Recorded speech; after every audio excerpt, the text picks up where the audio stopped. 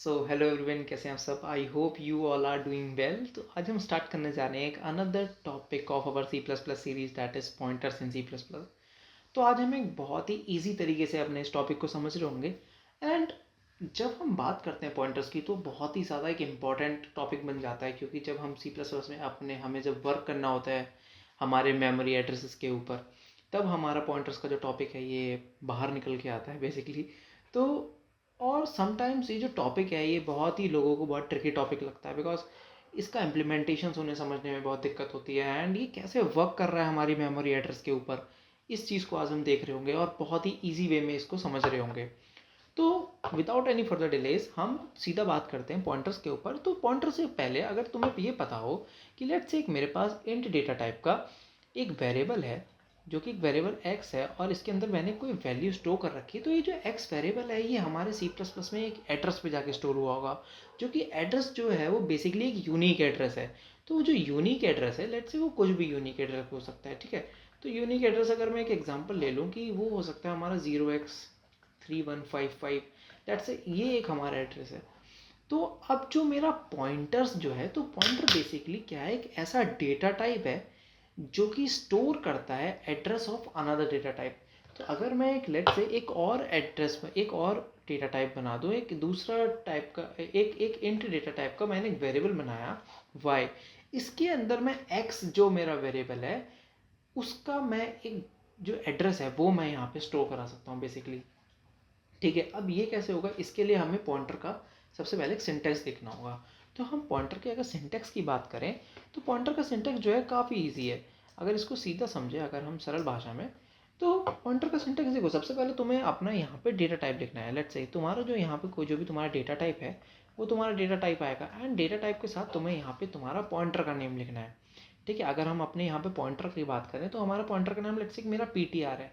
तो PTR pointer का नाम तुम्हें यहाँ पे स्टार के साथ लिखना होगा, ठीक है।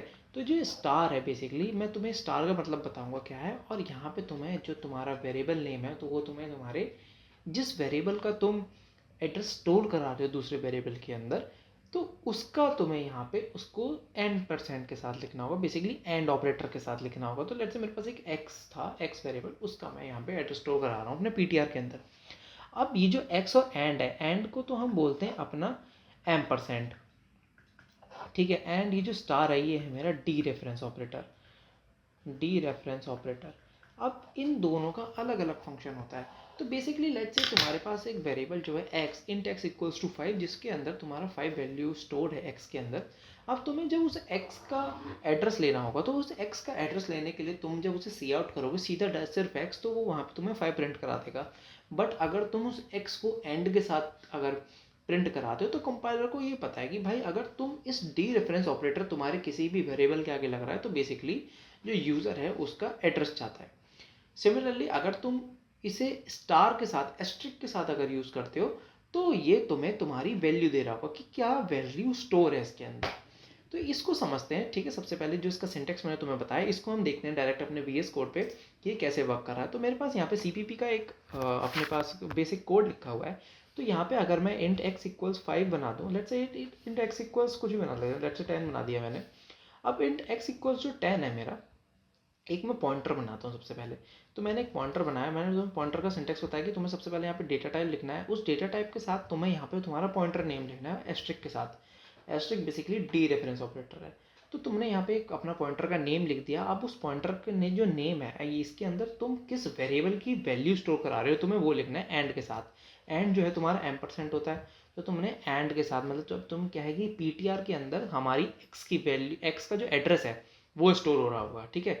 तो अब x का जो एड्रेस स्टोर हो रहा है, अब हम देखते हैं कि सी आउट करके सबसे पहले x की वैल्यू क्या आ रही है।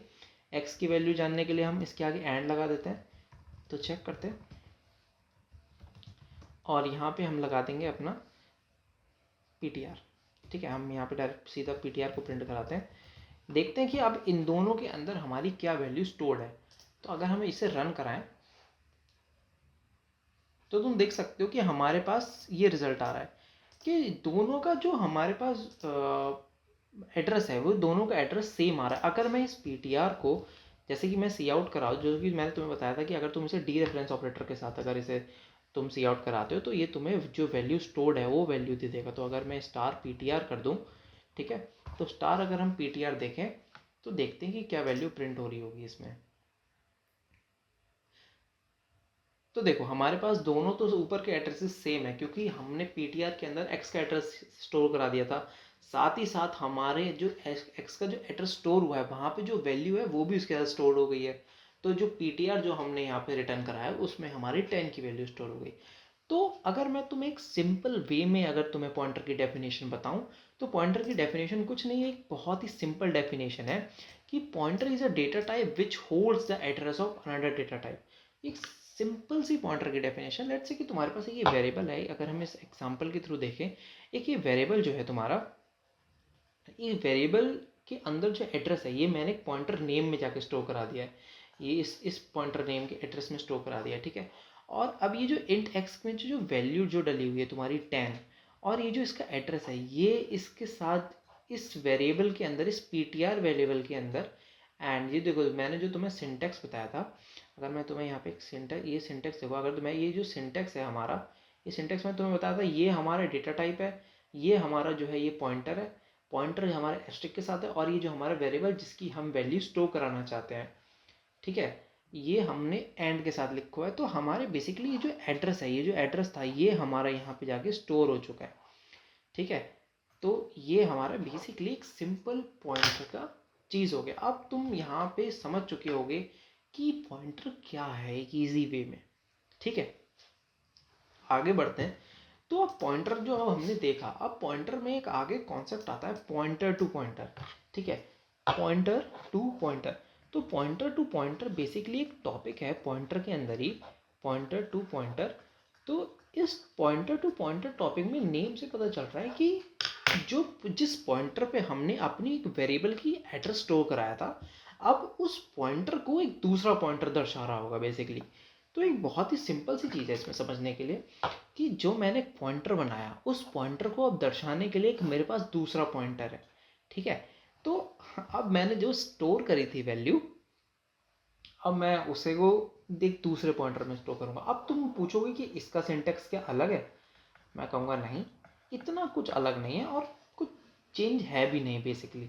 तो तुम्हें अगर सिंपल से, अगर फिर से हम अगर पॉइंटर को देखें, तो यहाँ पे तुमने फिर से अपना डेटा टाइप लिखना है, उस डेटा टाइप के साथ जो भी तुम्हारा पॉइंटर का नेम है। लेट्स से इस बार हम अपना पॉइंटर का नाम लिख देते हैं P2P, या लेट्स से इस बार हम अपना पॉइंटर का नाम लिखते हैं CPP, हमने अपना पॉइंटर का नाम लिख लिया। तो जो भी मैंने तुम्हें कहा था कि जो भी तुम्हारा पॉइंटर का नेम होगा वो तुम्हें अपने एस्ट्रिक के साथ रखना है, बेसिकली तुम्हें डी रेफरेंस ऑपरेटर के साथ रखना है। तो पॉइंटर टू पॉइंटर मीन्स एक पॉइंटर का एड्रेस हम दूसरे पॉइंटर में लगा रहे हैं, तो इस बार तुम्हें 2 एस्ट्रिक लगाने होंगे, और यहाँ पे तुम्हारा आएगा वेरिएबल का नेम, ठीक है, यहाँ पे तुम्हारा आएगा वेरिएबल का नेम, जिस जो भी तुम्हारा पॉइंटर नेम है, उसके बाद तुम्हारा एंड ऑफ जो तुम्हारा पिछला पॉइंटर था वो तुम यहाँ पे लिख रहे होगे, ठीक है। तो इसको अगर हम फिर से CPP में जाएं, और जो एक हमने एग्जांपल लिया था कि जो इंट हमारा x=10 था, अब यहाँ पे मैं दोबारा से एक और पॉइंटर टू पॉइंटर वाली कॉन्सेप्ट लगाता हूँ। तो ये CPP करके मेरा एक मैंने बना लिया, और यहाँ पे मैं एंड करके अपना PTR स्टोर करा लेता हूँ, ठीक है। तो अब अगर मैं यहाँ पे PTR के बाद अगर अपना रिटर्न कराऊँ CPP, तो देखते हैं कि हमारा ये क्या शो करेगा, ये क्या रिटर्न करेगा। पहले तो हम ये चेक करते हैं, ठीक है। तो तुम देख सकते हो हमारे पास एक एड्रेस आया है, जो कि एड्रेस जो है वो बेसिकली हमारा PTR का एड्रेस है। अब PTR का एड्रेस जो है वो CPP में जाके स्टोर हो गया। PTR के अंदर एड्रेस स्टोर था x का, अब जिस वैल्यू पे हमारा x स्टोर था उस x का जो एड्रेस है, बेसिकली जो PTR का एड्रेस है वो हमारे CPP के अंदर आ गया। बट अगर मैं यहाँ पे इस CPP को अगर मैं प्रिंट करूं अपने एस्ट्रिक के साथ, तो तुम देखना कि यहाँ पे क्या वैल्यू आ रही होगी। ओके, यहाँ पे हमने चलो देखते हैं। तो अगर अब हम देखें तो अब तुम देखना कि क्या वैल्यू आ रही है। अब भी जो हमारी एस्ट्रिक के साथ जो वैल्यू आ रही है CPP में, वो एड्रेस आ रहा है उस चीज़ का। और अगर मैं इसे एंड कर दूं, पर अगर मैं इसे 2 बार इसको रेफरेंस दूंगा, तो देखो क्या आता है। अब क्योंकि हमने जो पॉइंटर टू पॉइंटर का कॉन्सेप्ट बनाया था वो यही कॉन्सेप्ट कहता है कि एक पॉइंटर के अंदर दूसरा पॉइंटर स्टोर है। तो अब हम अपने कंपाइलर को भी बता रहे होंगे कि भाई जो मेरा सीपीपी का जो हमारा पॉइंटर है बेसिकली ये पॉइंटर टू पॉइंटर कॉन्सेप्ट का जो एक है कि ये जो पॉइंटर है बेसिकली एक दूसरे पॉइंटर को ला रहा है। तो जब मैंने इसका सिर्फ एस्ट्रिक सीपीपी लिखा था तो एस्ट्रिक सीपीपी में हमारी वैल्यू आ रही थी, हमारा एड्रेस आ रहा था जो मेरा एक्स का एड्रेस है, और जब मैंने स्टार स्टार सीपीपी करा तब मेरे पास उसकी वैल्यू आ रही है। ठीक है, और अगर तो अब तुम इस पर कंफ्यूज हो रहे हो, अगर मैं इस सीपीपी को एंड सीपीपी कर देता हूँ तो देखते हैं कि हमारी क्या वैल्यूज आएंगी।